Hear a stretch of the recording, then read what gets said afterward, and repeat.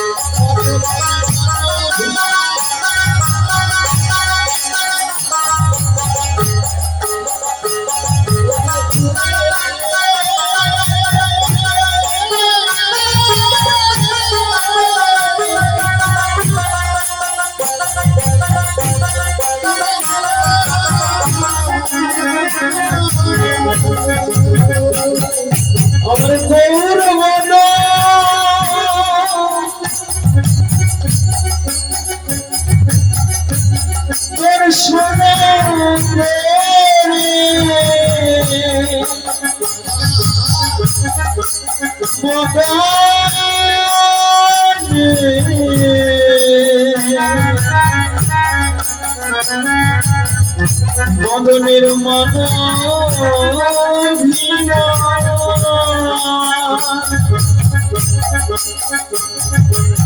ওরে দূরে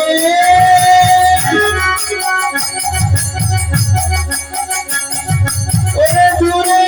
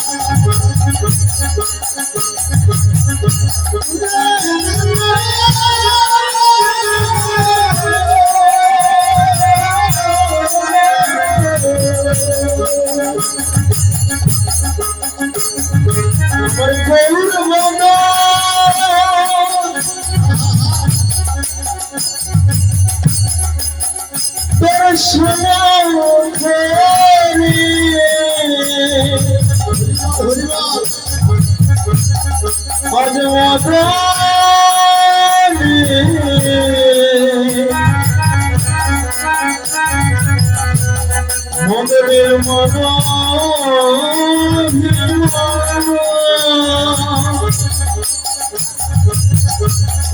ওরে দূরে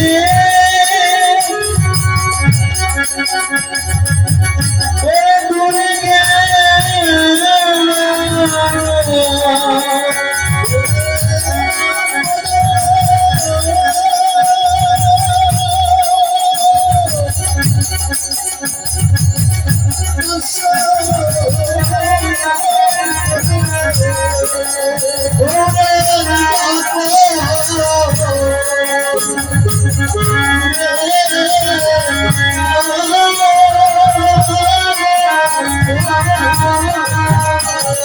যাবে না কেন রে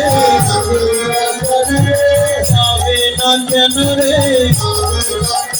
আজ যেই গৌর শ্রী কৃষ্ণ যাবে না কেন সেই তো এসেছে আজ নদিয়ারে গৌর হয়ে সেই তো এসেছে ধরা চূড়া নেব করে সেই তো এসেছে আজ কাঙালের বেশে ধরে সেই তো এসেছে তোরা দেখে যাও দেখে যাও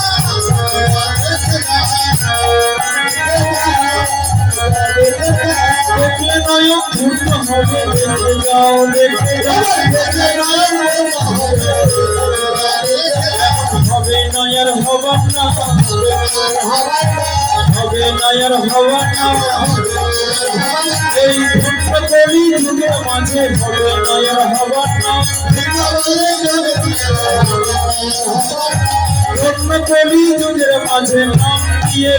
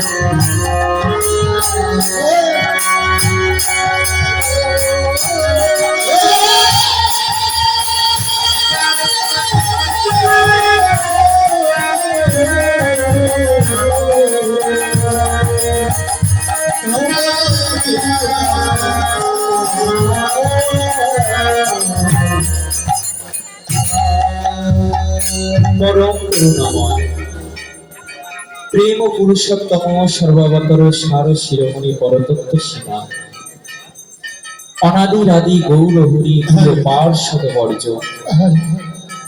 বিশ্ব বৈষ্ণব বরেণ্য চূড়ামণি শ্রীল জগদানন্দ দাস প্রভু পদাবলী সাহিত্যে গৌরাঙ্গ মহাপ্রভু রূপের লীলা প্রসঙ্গে জগৎবাসীকে সামনে উপস্থাপন করবেন বলে অবকাশ জ্ঞাপন করেছে।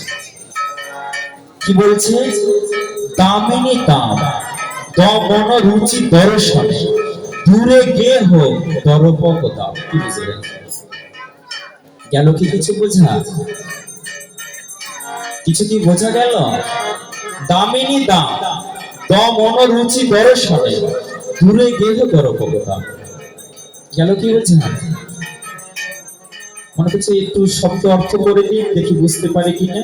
হচ্ছে দামিনী দাম মানে বিদ্যুৎ মালা, দমন রুচি দর্শনে দমন করলো, পরাজিত করলো, রুচি শব্দের অর্থ দেহ, কান্তি, দর্শনে দেখে, দূরে গেল, দূরে চলে গেল, দরপক মদনদের তাপ অহংকার। বুঝলেন? বোঝা গেল কি? গেল না। তাহলে কি করতে হবে? বলে মহাজনের অনুগত নিয়ে এটাকে সারিবদ্ধভাবে সাজিয়ে বোঝার চেষ্টা করতে হবে। শুধু শব্দের অর্থ জানলেই যে আপনি পদ জানবেন এমনটা নয়। তাহলে মহাজনের আঙ্গিকে আমরা একটু সাজাই। দামিনী দাম অর্থাৎ বিদ্যুৎ মালা।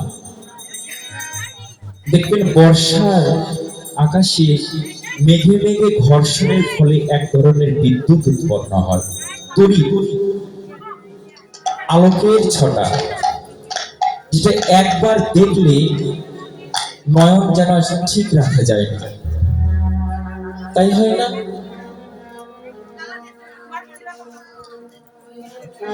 বিদ্যুতের মালা। মালাটা কেন বললেন? বলছি যে যখন মেঘে মেঘে ঘর্ষণের ফলে বিদ্যুৎ উৎপন্ন হয় না, তখন কি সোজা ভাবে হয়? একদম আঁকানো বাঁকানো, মানে হয় গোল একটা মালার মতো। কবি কল্পনা করছেন ওই বিদ্যুতের মালার মতন আমার গৌর হরি রূপের ছটা, ওই যে আলোক ছটা দেখা যায় ক্ষণিকের, ওই ছটা, ওই আলোকের রশ্মির মতন আমার গৌরাঙ্গ মহাপ্রভুর বদন। কিন্তু কেউ যদি কোনো লীলা কথা বলে, কোনো সিদ্ধান্ত দেয়, দেখবেন তার বিরোধিতা করার জন্য একজন দাঁড়িয়ে থাকে, তাই থাকে না? আপনারা যে সবাই কীর্তন শুনতে এসেছেন, সবাই কি কীর্তন শুনতে এসেছেন? কেউ কীর্তনিয়ার ভুল ধরতে এসেছেন? এমনটা স্বভাব তো থাকে মানুষের। সবাই যে কীর্তন শুনে এমনটা নয়, কেউ ভুল ধরতে আসে, কেউ সমালোচনা করতে আসে। তাই মহাজন যখন পদ রচনা করেন, কোন গ্রন্থ রচনা করেন, তার বিরুদ্ধে আচরণ করার জন্য অনেকে দাঁড়িয়ে থাকে।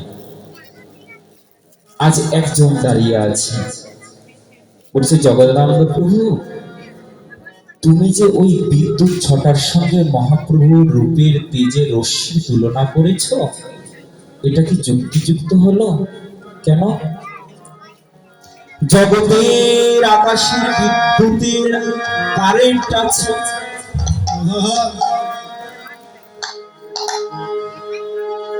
ওই আকাশের বিদ্যুৎ যার অঙ্গে পড়ে তার কি হয়?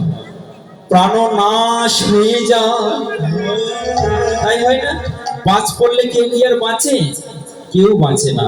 কিন্তু আমার গৌর হরির অঙ্গের ছটা যার একবার অঙ্গে পড়ে, তার কি হয় জানো? তারও নাশ হয়। কি নাশ হয়? এই দেহ নাশ হয় না। কি নাশ হয় জানো? বলি তাদের মানবিমান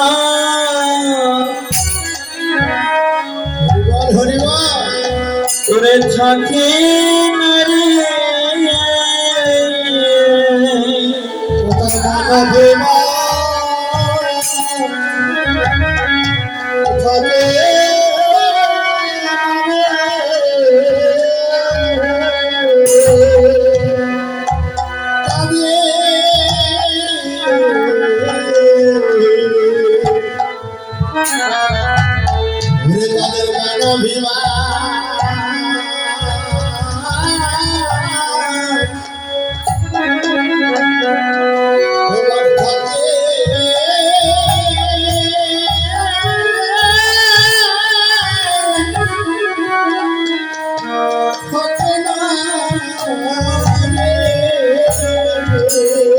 আমার গৌর ছটা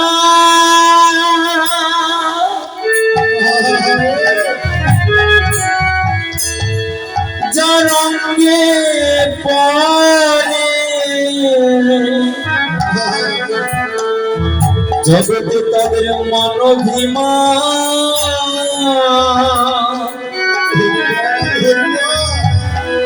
ওরে থাকে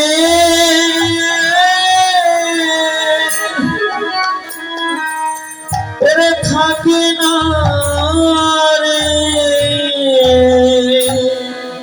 আমার গৌর ছাতা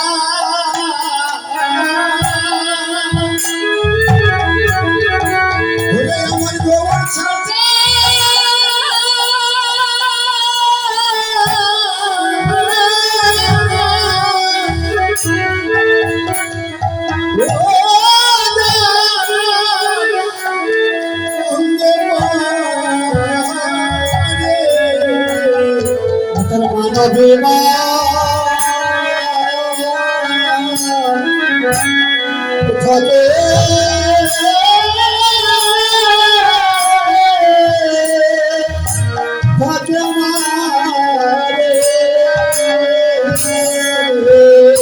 জগতে তাদের মান অভিমান কেড়ে নিয়ে তাকে কি করে জানো?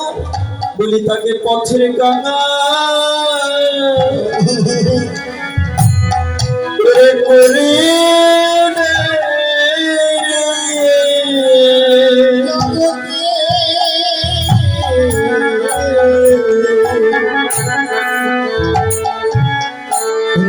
পথের গঙ্গা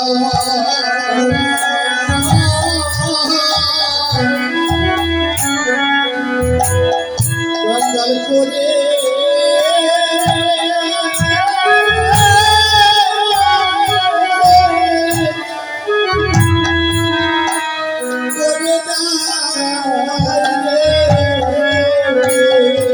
তখন তাদের কাঁদতে কাঁদতে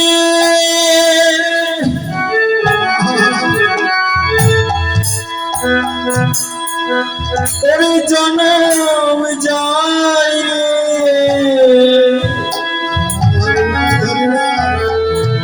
জগতে তাদের পথের গানা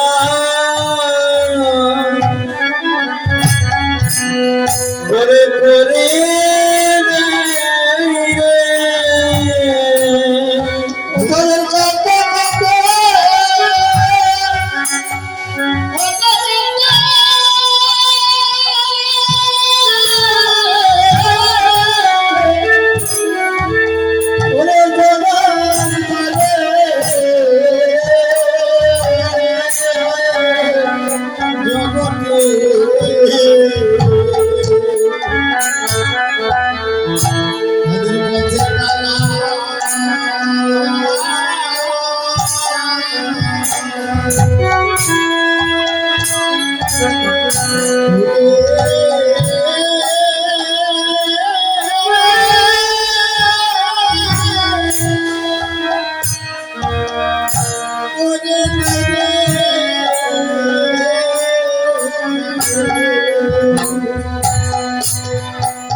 তাকে পথের কাঙাল করে দেয়।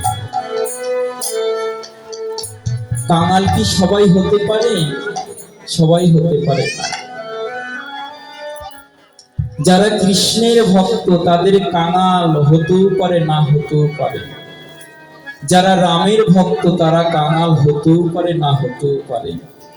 যারা নারায়ণের ভক্ত তারা কাঙাল হতেও পারে, না হতেও পারে। কিন্তু জগতে যারা আমার গৌর হরির ভক্ত হয়েছে তারাই একমাত্র কাঙাল হতে পেরেছে। কৃষ্ণকে কাঙালের ঠাকুর বলা হয়নি, রামকে বলা হয়নি, নারায়ণকে বলা হয়নি, আমার গৌরাঙ্গ মহাপ্রভুকে বলা হয়েছে কাঙালের ঠাকুর।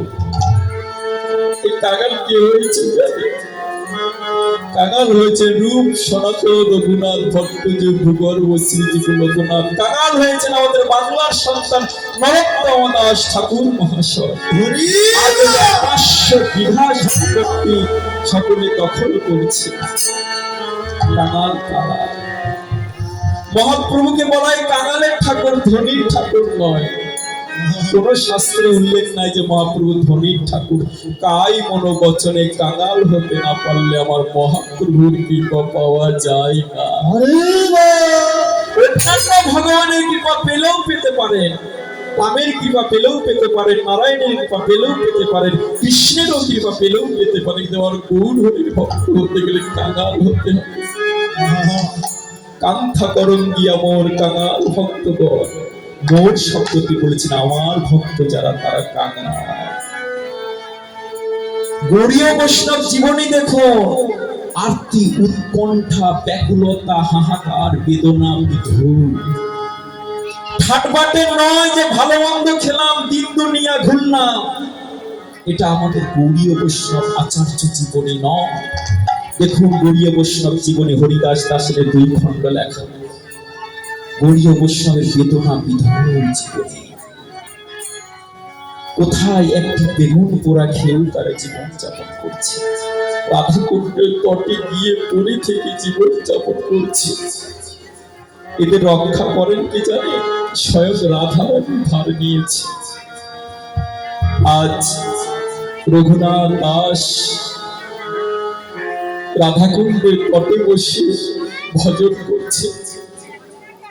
প্রখর রবির তাপ, সূর্যের রশ্মি যেন রঘুনাথকে দগ্ধ করেছে। ভজনের আবেশে রবির সেই তাপ যেন রঘুনাথকে স্পর্শই করতে পারছে না, উনি অনুভবই করতে পারছেন। কেননা ওনার আত্মা তো এই জাগতিক দেহে না। কি রোদ, কি গ্রীষ্ম, কি বর্ষা, এগুলো যেন ভক্তকে স্পর্শই করতে পারে না। যদি স্পর্শ করতে পারতো এই কার্তিক মাসে, সেই ঠান্ডার সময় কি সেই 4টার সময় স্নান করে মঙ্গল আরতি করতে পারতো? আজ যখন সেই সূর্যের তির্যক রশ্মি রঘুনাথের অঙ্গে পড়ছে, রাধারানী আবার আর থাকতে পারেনি। কি করেছেন জানি? প্রেমময়ী করুণাময়ী আমার নিজের বসনের অঞ্চল সূর্যকে ঢেকে দিয়েছে। নিজে সেই সূর্যের রশ্মিতে পুড়ছেন, সোনার পুতুলি তিনি পুড়ছেন, কিন্তু আমার ভক্ত রঘুনাথকে যেন অঞ্চল দিয়ে বেরিয়ে দিয়েছে।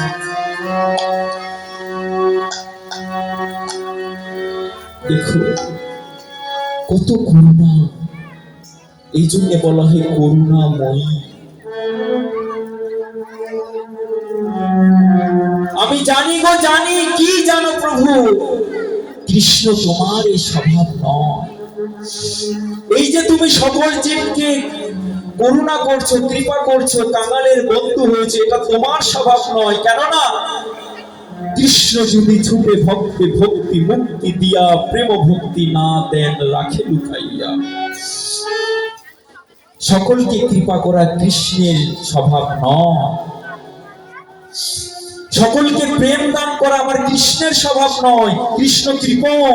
কৃষ্ণ যদি ছুটে ভক্তে ভক্তি মুক্তি দিয়া মুক্তি দিতে পারেন, মুক্তি দিতে পারেন, ধন ঐশ্বর্য দিতে পারেন, প্রেম ভক্তি উনি দেন না, দিতে পারেন না। ওটি রাধা রানীর স্বভাব। তুমি বড় দাতা সেজেছ, রাধা রানীর ভাব এবং কান্তি নিয়ে গৌর হয়ে আজ দাতা শিরোমণি হয়েছ। আজ অকাতরে প্রেম বিলিয়েছ। জানি গো জানি, এটা তুমি নয়, তোমার ভিতরে যে রাধা রানী আছে তার স্বভাব।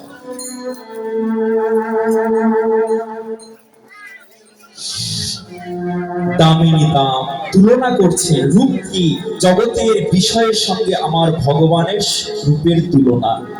বিদ্যুতের সেই তির্যক রশ্মির সঙ্গে তুলনা মিলল না।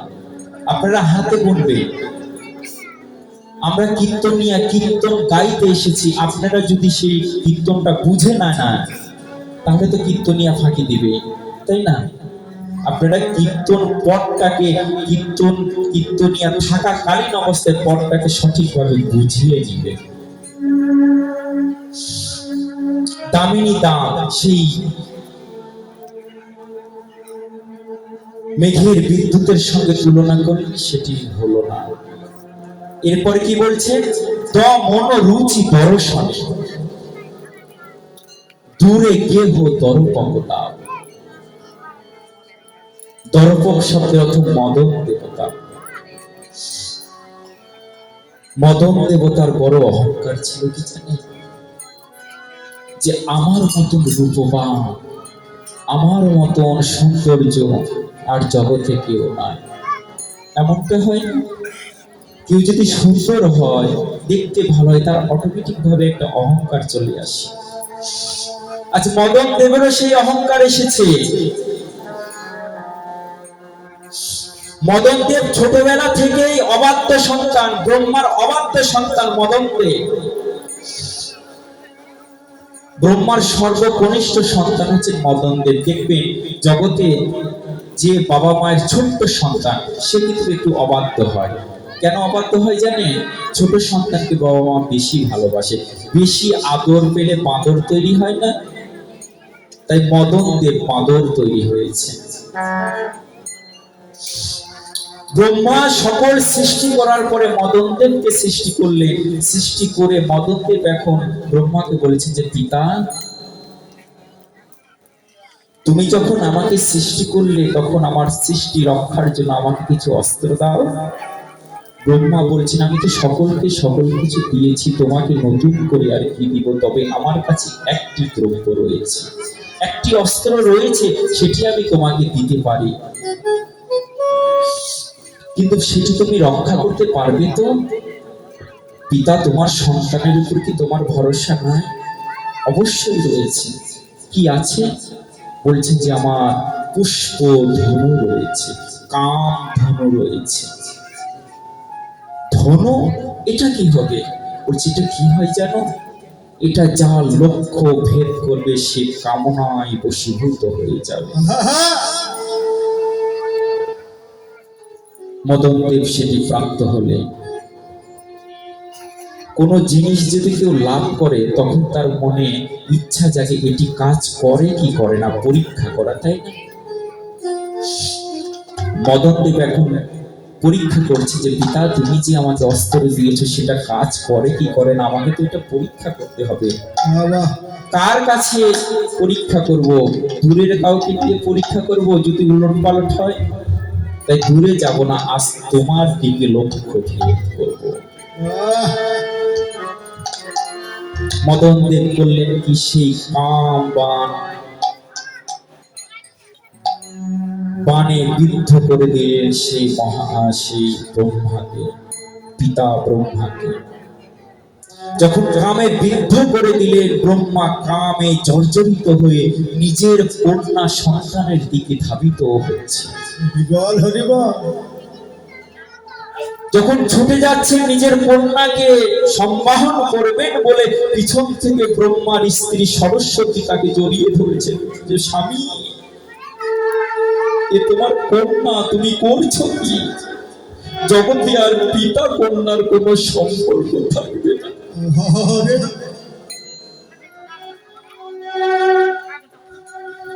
সঙ্গে সঙ্গে ব্রহ্মার চেতনা চলে আসলো, ব্রহ্ম জ্ঞান চলে আসলো। একে আমি করছিলাম, নিজের কন্যার দিকে ধাবিত হচ্ছে। মদন, তুই আমার দ্বারা এই ঘৃণ্য কাজ করালি, যা আমি তোকে অভিশাপ দিলাম, যে যে ধনের তুই অহংকার করছিস সেই ধন তোর একদিন সব ধ্বংস হবে।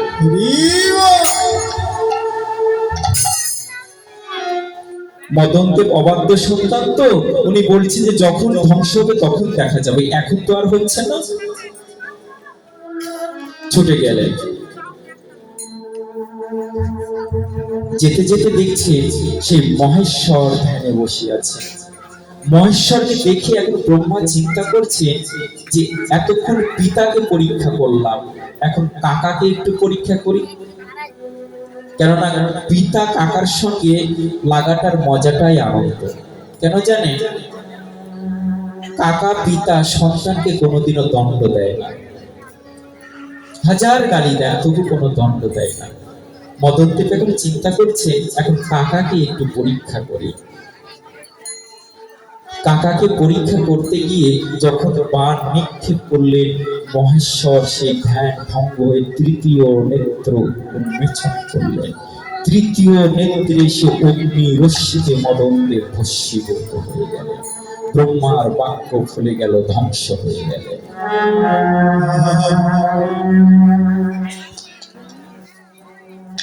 পরে যখন মদন দেবের স্ত্রী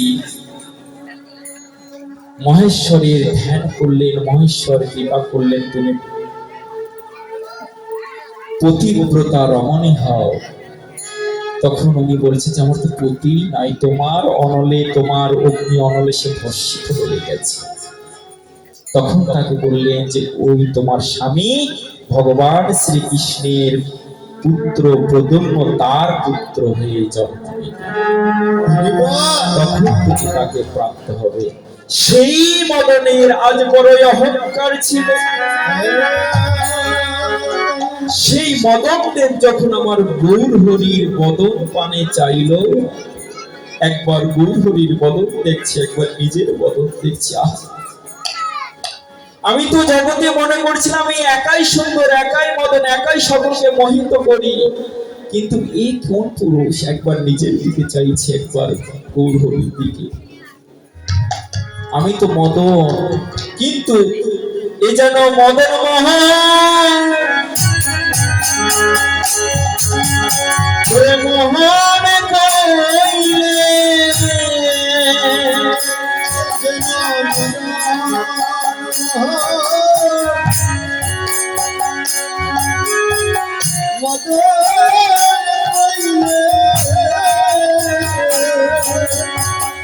এ যেন মদনের মনা,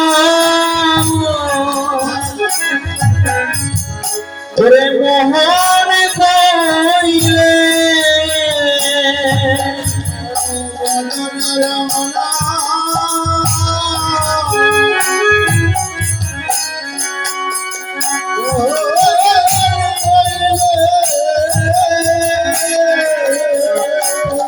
এ যেন মদন মোহন,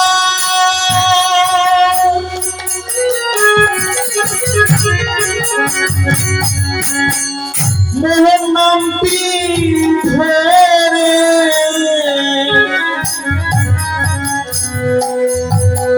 এ যেন মদন মোহন,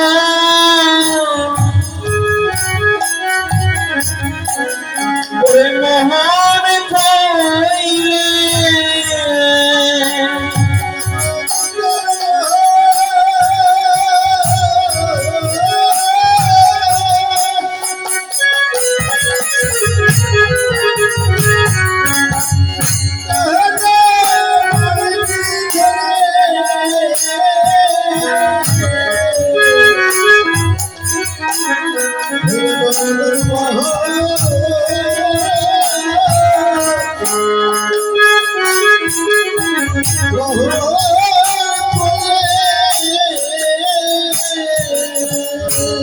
তুলনা হলো না।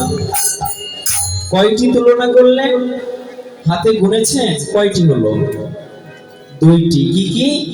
বিদ্যুতের আলো হলো না, তারপরে কি? মদন দেব হলো না। হাতে গুনবেন, আমি কিন্তু ধরবো। দুইটি তুলনা হলো না। এখন কবি বলেছেন, জগদানন্দ তোমার তুলনা করা কি শেষ? বলছে থামো, আমি তো কেবল শুরু করলাম, আর কি আছে তুলনা, শুনবে? এবারে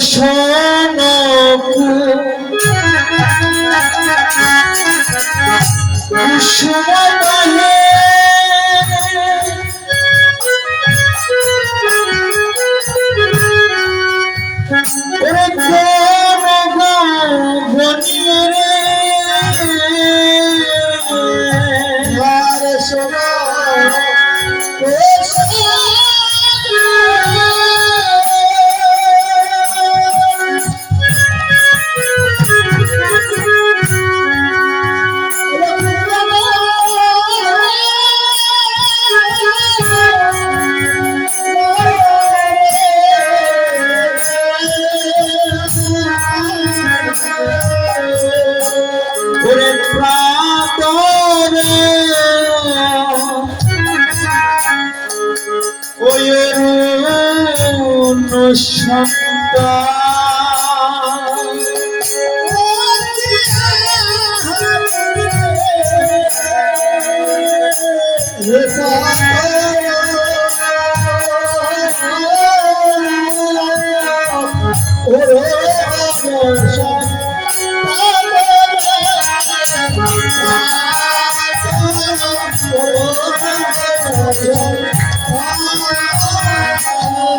দেখো এই অরুণের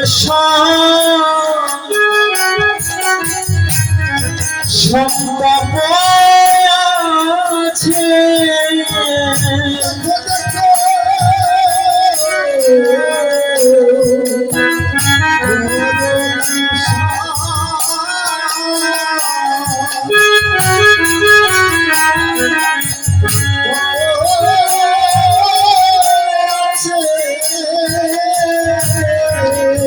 আমার গৌরঙ্গ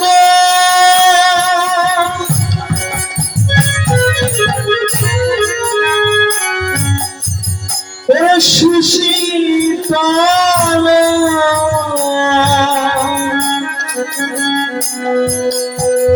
ওই অরুণের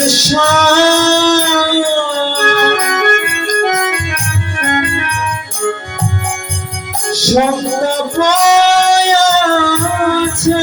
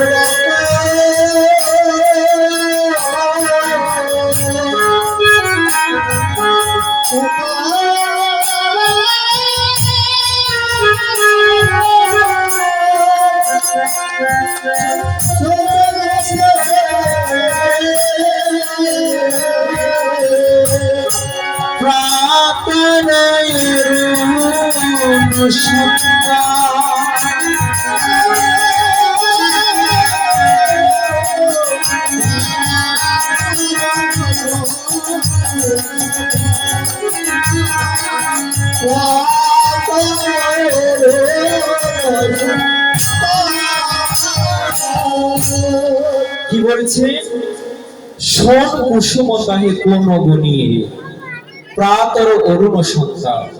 ও মা কথা বলবেন না, কথা বলবেন না, আমি অনুরোধ করে বলছি কথা বলবেন না। হরিবাস প্রাঙ্গণে, কীর্তন প্রাঙ্গণে, ভাগবত আসরে যারা কথা বলে তাদের কি গতি হয় জানেন? সামুদ্রিক রহস্য নামে একটা পুরাণ রয়েছে, গ্রন্থ রয়েছে, সেখানে দেখবেন যারা হরিবাসরে কথা বলে তাদের পরবর্তীতে ভেগ কুলে জন্ম হয়, ব্যাঙের কুলে। ব্যাঙ যেমন ঘ্যাগর ঘ্যাগর করেন না, ভগবান বললেন কি এই যে হরিবাসর অঙ্গনে এসে ঘ্যাগর ঘ্যাগর করছো, অর্থহীন কথা বলছো, তাহলে তোমার অর্থহীনই বদল হবে। হরিবাসের প্রাঙ্গণে যারা তাম্বুল চর্বণ করে, পান খায়, বলে পরবর্তীতে তারা ছাগল কুলে জন্মায়। ছাগল থেকে জাবর কাটে না, জাবর কুলে। হরিবাসের প্রাঙ্গণে যারা নিদ্রা যায়, ঘুমিয়ে থাকে, তাদের কি হয় জানেন? পরবর্তীতে শুকর কুলে জন্ম হয়। শুকর দেখবেন যেখানে সেখানে ঘুমিয়ে থাকে। এই জায়গাটা কি জানেন? এই জায়গাটা এমন একটা জিনিস, এখান থেকে কিছু নিয়ে যাওয়াও যায়, আবার কিছু খুইয়ে যাওয়াও যায়। এই জায়গাটা এমন, এখান থেকে উপরেও উঠা যায়, আবার নিচেও নামা যায়। দেখবেন 10 তলার বিল্ডিং রয়েছে, বিল্ডিংয়ে সিঁড়ি থাকে না, সিঁড়ি থাকে না, ওই সিঁড়ি দিয়ে উপরে ওঠা যায়, আবার নিচেও নামা যায়। লক্ষ্য যদি আপনার উপরে থাকে তাহলে উপরে উঠতে পারবে, আর লক্ষ্য যদি নিম্নে থাকে তাহলে নিচে নামবে।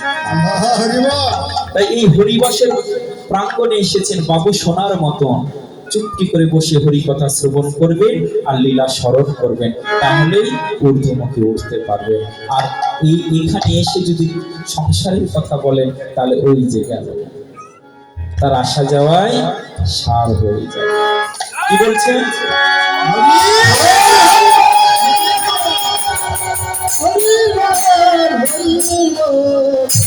কি বলছে? বলে শোন কুসুম। ও বাবা, শোন শব্দের অর্থ,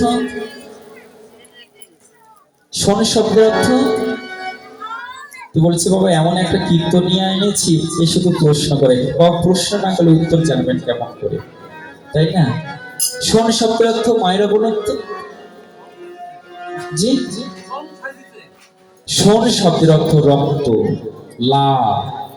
কুসুম শব্দের অর্থ পদ্ম, অর্থাৎ রক্তিম পদ্ম, লাল পদ্ম। শোন ও কুসুম তাহে কোন বন্ধুরে, সেই শোন কুসুম রক্তিম পদ্মের সঙ্গে আমার গৌর হরির ওষ্ঠ বিম্বের তুলনা করলেন। যে আমার গৌর হরি যে ওষ্ঠ দেখা যায় না, অধরটা, সেটা যেন সেই লাল পদ্মের মতো একদম রক্তিম। কিন্তু ওই যে আরেকজন মহাজন দাঁড়িয়ে আছে, সে বলছে তুমি যে জগতের পদ্মের সঙ্গে আমার গৌর হরির অধরের বর্ণনা করলে, কিন্তু এই জগতের পদ্ম একদিন ম্লান হয়ে যায়, কিন্তু আমার গৌর হরির মুখ পদ্ম কোনোদিন ম্লান হয় না। এ যেন দিনে দিনে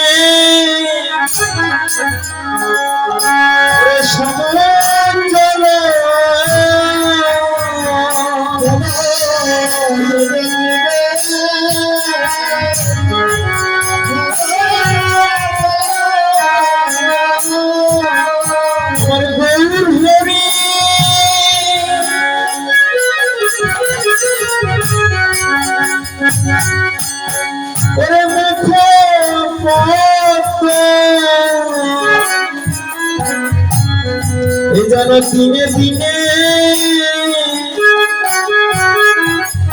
ওরে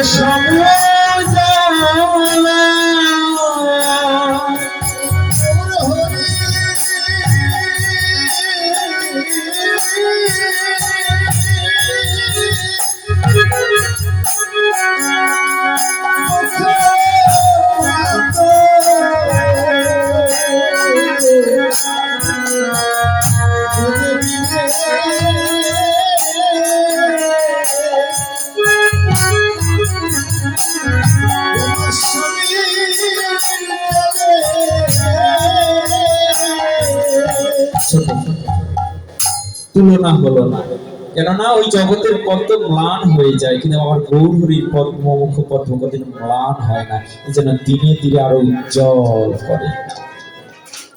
হলো না। এরপর পরে কি বলছে? প্রাতর অরুণ সংসার। দেখবেন সকালে খুব ভোরে, এখন তো মানুষ ভোরে ওঠা ছেড়েই দিয়েছে, তাই না? এখনকার মানুষের সকাল হয় 8টা 9টা এরকম, কিন্তু একদিন সকালে উঠে দেখবেন, ব্রাহ্ম মুহূর্তে উঠে দেখবেন যে পূর্ব আকাশে এখনো আলো প্রকাশিত হয়নি, আভা দেখা যায়, সেখানে একটা লাল সূর্য দেখা যায়, রক্তিম লাল। বলছে যে ওই লাল সূর্যের সঙ্গে আমার গৌর হরির বদনের তুলনা। মহাজন বলছেন যে আচ্ছা, তুমি যে ওই লাল সূর্যের সঙ্গে তুলনা করছো, কিন্তু ওই জগতের সূর্যতে তাপ রয়েছে, ওই সূর্যেতে তাপ রয়েছে, হাজার অরুণ হোক, সেখানে যে তাপ আছে, কিন্তু আমার গৌর মুখে পদ্মতে যেন তাপ নাই, এ যেন কোটি চন্দ্র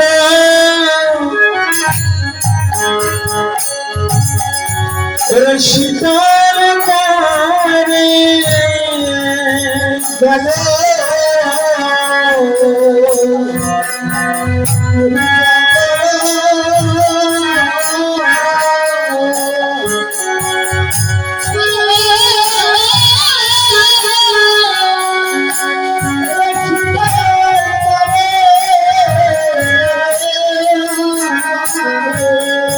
আমার গৌর চাঁদে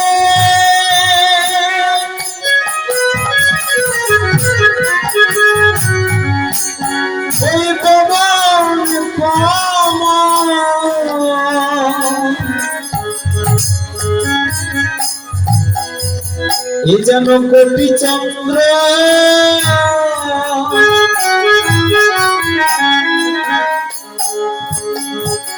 শীতল কারে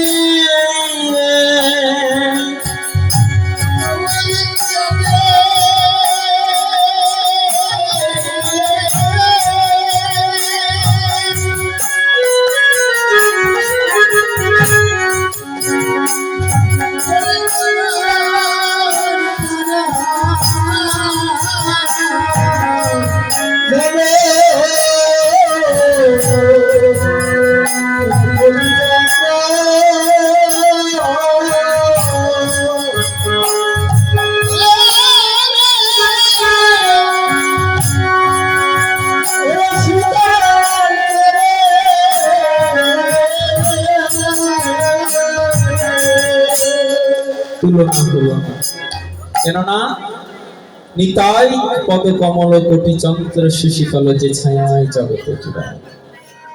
এই গৌর নিতাইয়ের চরণ কোটি চন্দ্রের যেন সুশীলতা প্রদান করে, যে সারা জগৎ জুড়িয়ে যায়। কোন শীতলতা দেয় আর কোন জ্বালায় মানুষ জ্বলছে। সংসার দাবানলে দিবানিশি হিয়া জ্বলে। এই সংসার জ্বালায় তাপে আমাদের দিবানিশি হিয়া জ্বলছে। এই সংসার তাপে যারা শীতলতা পেতে চান, সে একবার যদি আমার গৌর হরির চরণ ধরে, তাহলেই সে সুশীতল প্রাপ্ত হতে পারবে। তাই তুলনা হলো না,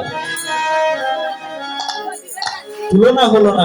ওই জন্য মহাজন বলছেন, আমি গোড়ারূপে যাই বলিহারি, আমি গোড়ারূপের বলিহারি যাই। শুধু কি তাই, যতই বলছে যেন ততই হেরে হেরে যাচ্ছে, তুলনা যেন হচ্ছে না। আরেক পাশে মহাজন বলছেন যে তোমার তুলনা শেষ, বলছে যে না না আরো আছে। তাহলে বলো, তোমার হেরি সুধা করো মরেছি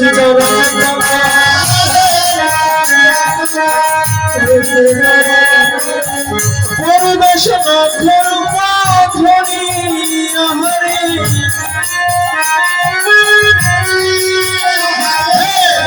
পরিবেশনা করবা ধরি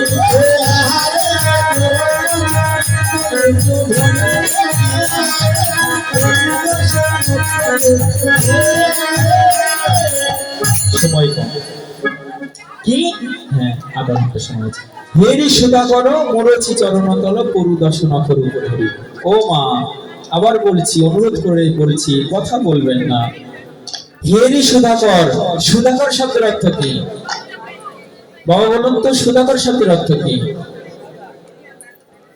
কি বললেন? সুধাকর শব্দের অর্থ কি?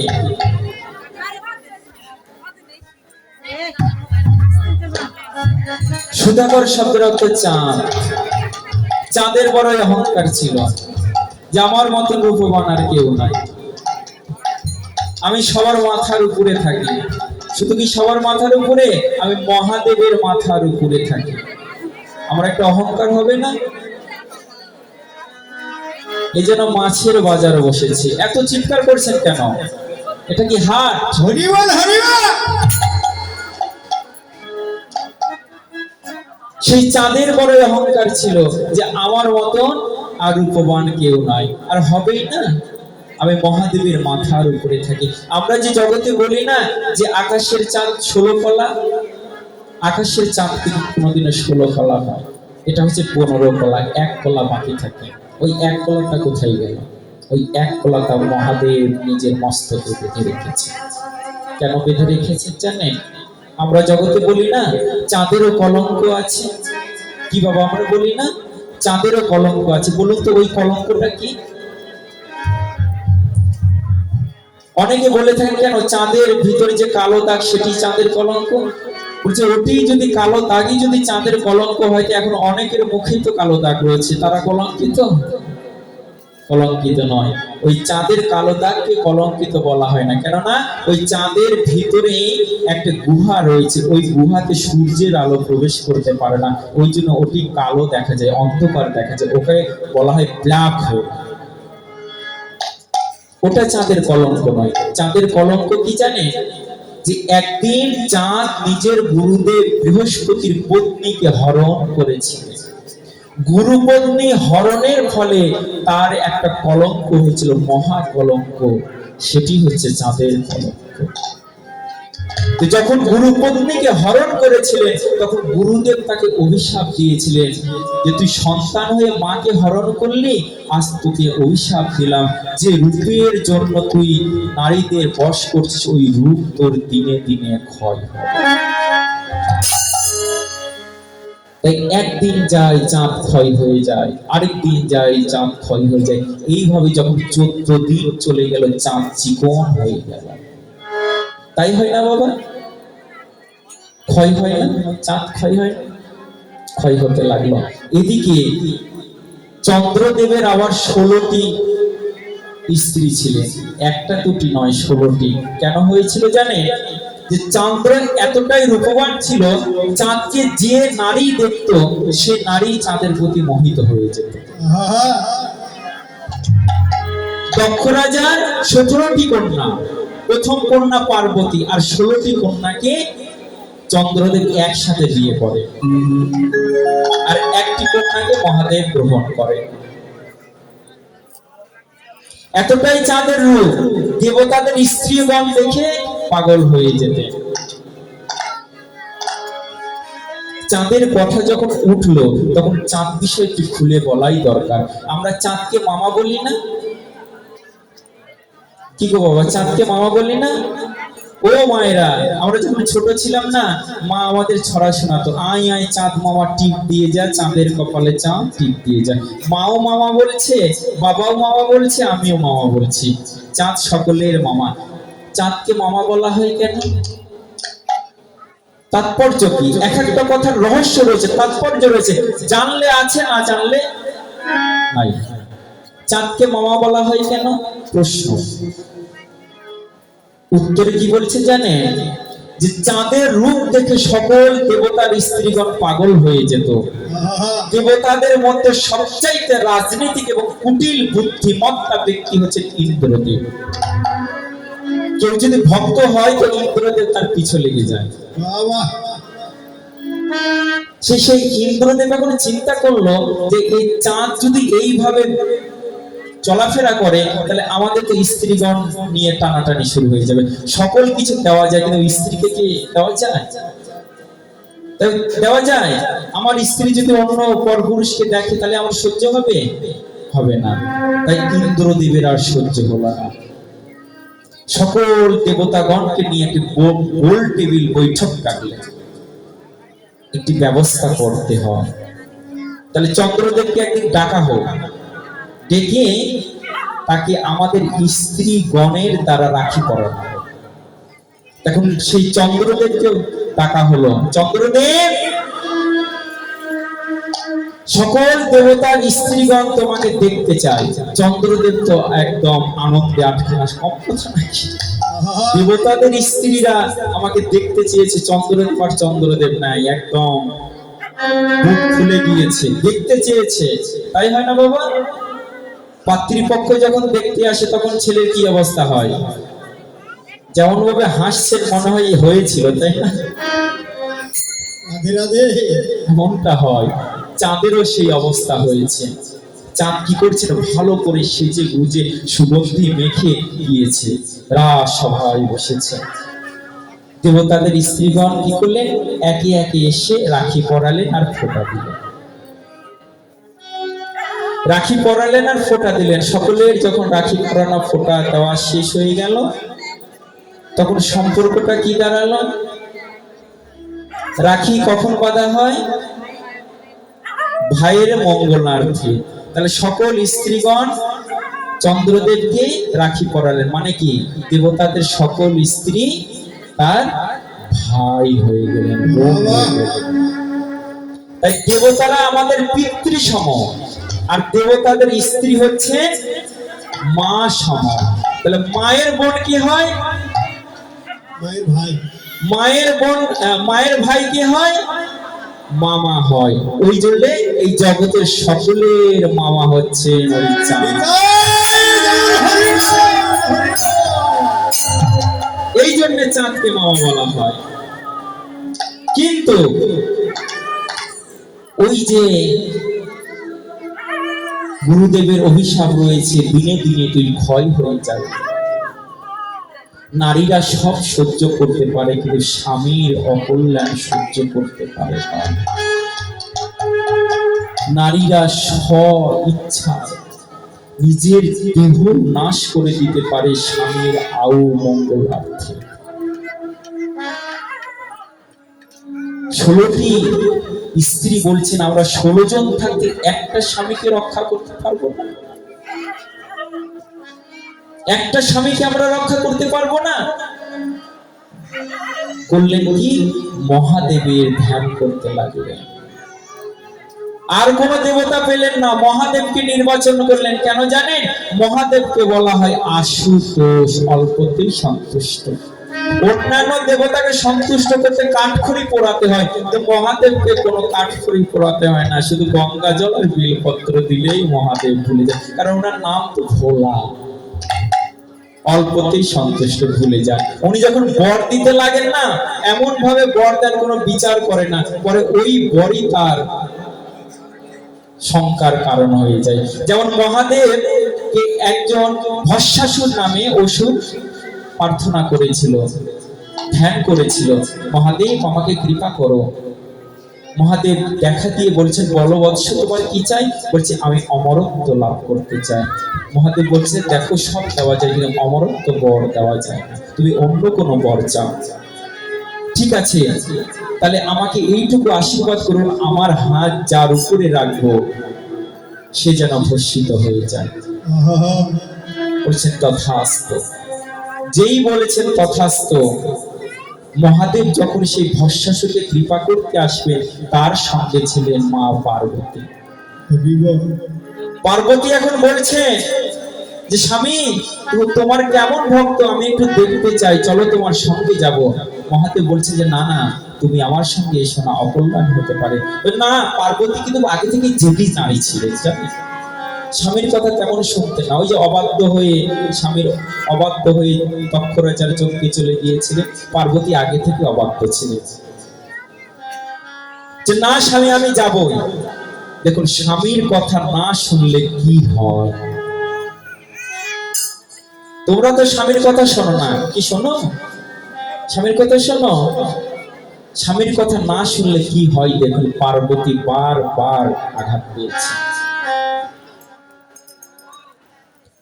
স্বামীর সঙ্গে এসেছেন ভক্ত দর্শন করার নিমিত্তে।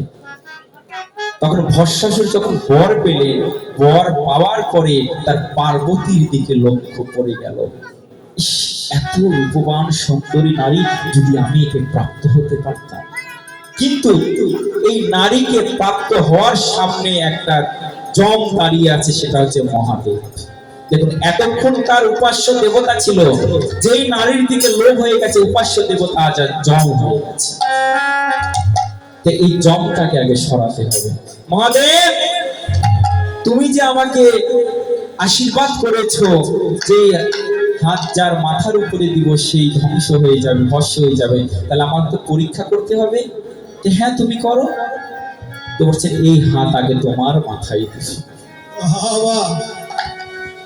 এই হস্ত তোমার মাথায় দিব, দিয়ে পরীক্ষা করবো, দেখি তুমি ভস্ম হও কিনা। মহাদেব এখন ব্যাকুল হয়ে গেলেন, যে আমার থেকে বর নিয়ে বেটা এখন আমাকে ভস্ম করতে যাচ্ছে। ওরে বাবা, না পড়লে তো আমি মারা যাব। এই বলে মহাদেব ত্রিশূল ফেলে দৌড় দিচ্ছে, পিছনে পিছনে ভস্মাসুর দৌড়াচ্ছে, দৌড় দৌড় দৌড় প্রতিযোগিতা।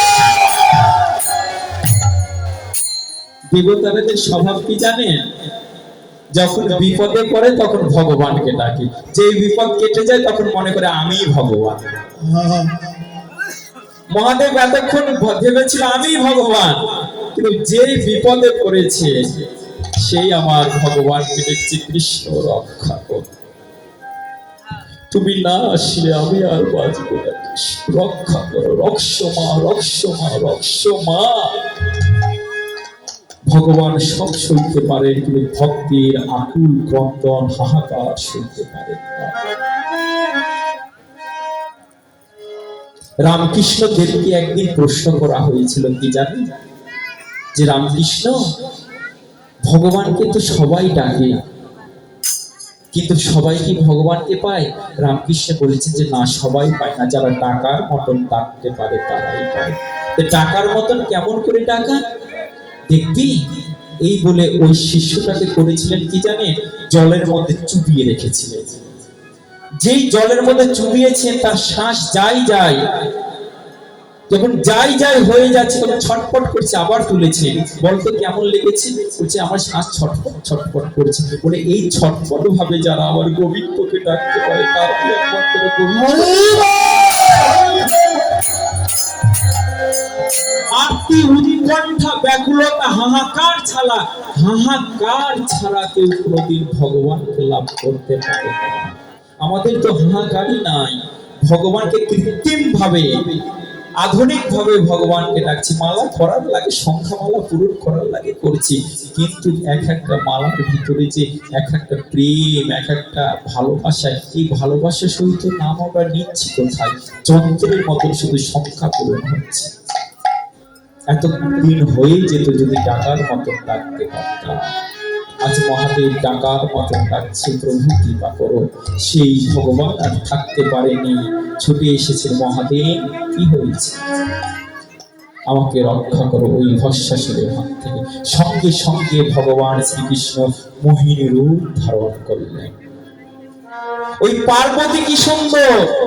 ওই পার্বতীর চেয়ে শত শত সুন্দর সেই মোহিনী রূপ ধারণ করলেন। যেই ভস্মাসুর এসে সেই মোহিনীকে দর্শন করেছে, ওই পার্বতীকে ভুলে গেছে, এখন মোহিনীর পিছনে লেগেছে, এখন মোহিনীর পিছনে লেগেছে।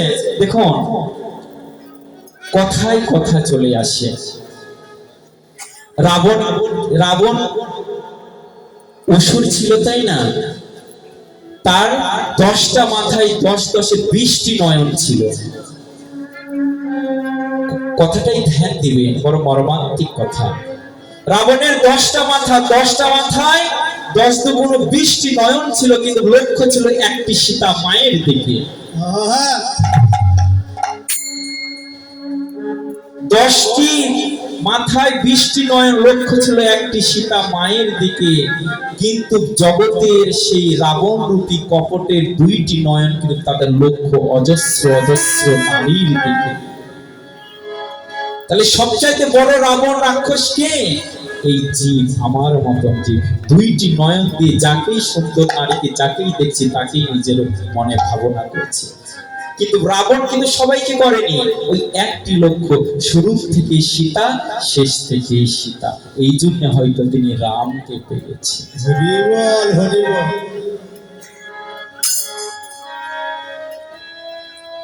আমাদের গুরুদেব 108 প্রভুপাদ কৃষ্ণচন্দ্র গোস্বামী, নবদ্বীপ নদিয়া, তিনি একটা কথা বলতেন কি জানেন? যে তোরা সাধু পরে হোস, আগে প্রকৃত মানুষ হয়। মানুষের গুণাবলী অর্জন করতে না পারলে সাধু হয়েও কোনো লাভ নাই। আমরা তো মানুষই হতে পারিনি, মানুষের গুণাবলী তো আমাদের ভিতরে নাই, সাধু সেজে বসে আছি। Money is lost, nothing is lost, health is lost, something is lost, but character is lost, everything is lost. যদি কোনো অর্থের ক্ষতি হয় সেটার কোনো গুরুত্ব নয়, আবার অর্থ চলে আসবে। যদি স্বাস্থ্যের ক্ষতি হয়, একটু ক্ষতি হয় কিন্তু আবার পরে ঠিক হয়ে যায়। কিন্তু জগতে কারো যদি একবার চরিত্রে দাগ লাগে, চরিত্র নষ্ট হয়ে যায়, তাহলে গৌর হরি কি অন্তত গৌর হরি কি পাশে কোনোদিনও পাবেন না। শাস্ত্র দেখুন, ছোট হরিদাস একবার সেই নারীকে দর্শন করেছিলেন বলে গৌরাঙ্গ মহাপুরুষ সেই ছোট হরিদাসকে কোনোদিনও আর সঙ্গে নেননি। পরে ছোট হরিদাস নিজে দেহ বিসর্জন দিয়েছিলেন গঙ্গায়। এই জগতের সবচেয়ে বড় পাপ কি জানে? নির্বাচন করেছেন জগতে সকল পাপের ক্ষমা আছে, সকল অপরাধের ক্ষমা আছে, কিন্তু একটা পাপের কোনোদিনও ক্ষমা হয় না, সেটা হচ্ছে ভ্রূণ হত্যা। যারা গর্ভের সন্তানকে হত্যা করে, প্রমাণ মহাভারত দিয়েছে। অশ্বত্থামা উত্তরার গর্ভের সন্তানের উপরে বাণ নিক্ষেপ করেছিলেন। ভগবান শ্রীকৃষ্ণ সকলকে নিধন করেছেন, কিন্তু সেই অশ্বত্থামাকে নিধন করেননি। কি বলেছিলেন জানেন, তুমি এতটাই পাপাচার, এতটাই পাপী, একটা গর্ভের সন্তানকে তুমি হত্যা করেছো, তোমাকে আমি রক্ষা করতে পারবো না, তোমার মৃত্যুটাই আমি কেড়ে নিব, তুমি সারা জীবন এহেন কষ্ট কুষ্ঠ রোগাগ্রস্ত হয়ে তুমি বেঁচে থাকবে। হরিবল হরিবল। তাই সবচাইতে পাপী যারা ভ্রূণ হত্যা করে, যাদের চরিত্রের দোষ রয়েছে। তখন এর পাপের কি খণ্ডন নাই? বলছেন এর পাপের খণ্ডন হয়ে কখন হয় জানে? এই পাপীর হস্তে পাচিত অন্ন, পর্ষিত অন্ন যারা গ্রহণ করে, বাবা এই পাপীর হস্তে পর্ষিত দ্রব্য যারা গ্রহণ করে, সেই পাপীর পাপ তারা ভক্ষণ করে করে সেই পাপীকে উদ্ধার করে। হ্যাঁ, সময় শেষ।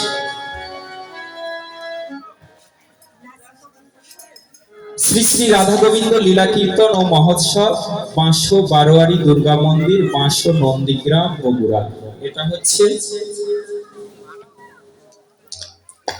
5ই চৈত্র শুক্রবার অষ্টপ্রহরব্যাপী রাধা গোবিন্দের লীলা কীর্তন এবং 6 চৈত্র শ্রীমন মহাপ্রভুর ভোগ। আপনাদের সকলে নিমন্ত্রণ, সেখানে পদার্পণ করবেন। জয় জয় নিতাই বর্ষিত না। কি করলেন?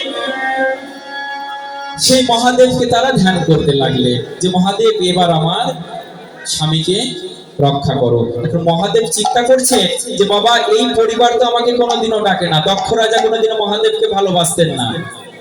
তো সেই মহাদেব চমকিত হয়ে গেলেন, এর আবার সম্পর্কে শালী হচ্ছে, শালী আধা ঘরোয়ালি বলে না, বলছে যে শালী হচ্ছে। এই বাবা, শালীরা আমাকে কেন ডাকছে? বলো শালী, তোমাদের কি প্রয়োজন? বলছে আমাদের স্বামীকে রক্ষা করো। কেন, কি হয়েছে? কেন, কি হয়েছে? বলছে আমার স্বামী